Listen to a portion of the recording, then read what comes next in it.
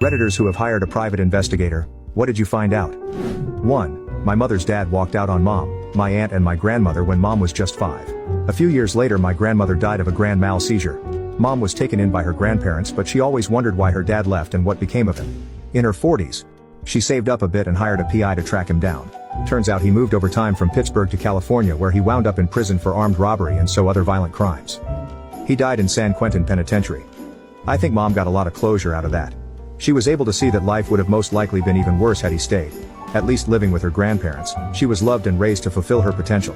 2. My grandmother's first boyfriend after my grandfather died said he was a retired cop and a veteran.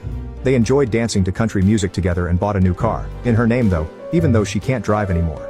My uncle's hired a PI turns out. That old bastard had a habit of shacking up with widows and bleeding them dry. The boyfriend not the PI. 3. My parents hired a private investigator to find out who my online BF was when I was 13.